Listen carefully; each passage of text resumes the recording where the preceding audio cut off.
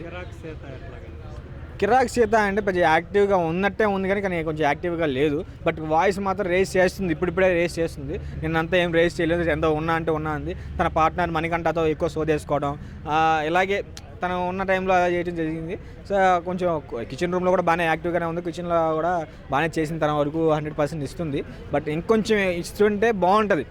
ఏంటంటే కిరాక్ సీతని మేము ఎలా ఊహించుకున్నాం, కిరాక్గానే ఊహించుకున్నాం. సో మాస్గా అలా ఊహించుకున్నాం. బట్ తను అలా లేదు. అలాగే ఇప్పుడు ఎవరైతే ఆ, మన శేఖర్ భాష గారు, ఆయన కూడా అన్ని ఫన్నీగా ఏంటంటే అందరికీ నచ్చే వ్యూ ఏదంటే ఐ లవ్ యూ అంట.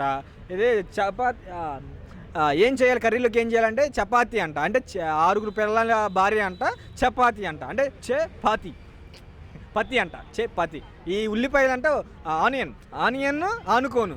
ఏందయ్యా శేఖర్ బాబు, మీరు వెళ్ళింది ఏంటి బిగ్ బాస్లోకి? ఈ శేఖర్ ఇదేంటి అసలు? ఇక బయట అయితే ఐఎమ్ ఫైర్ అని చెప్పేసి అనేసి లోపలికి వెళ్ళి చపాతీలు, ఉల్లిపాయలు, ఆనియన్లు ఆనుకోను, ఐ లవ్ యూ లేని శేఖర్ భయ్య. కొంచెం మీరు మీ ఫైర్ బయటికి తీస్తే బాగుంది అనిపిస్తుంది.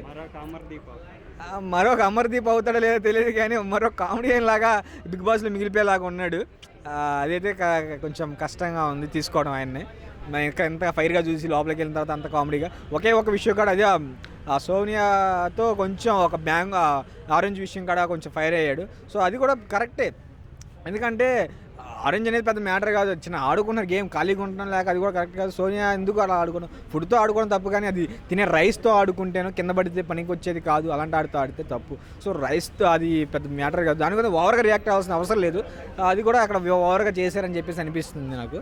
సో కాకపోతే అలా అనటం కానీ మనుషులు కాదు అని ఇంకా కొంచెం ఓవర్గా మాట్లాడటం కానీ అక్కడ సోనియా అయితే చేసింది, అదైతే కరెక్ట్ కాదు సోనియా చేసిన దానికి. సో కొంచెం అక్కడ అప్సెట్ అవుతున్నాం.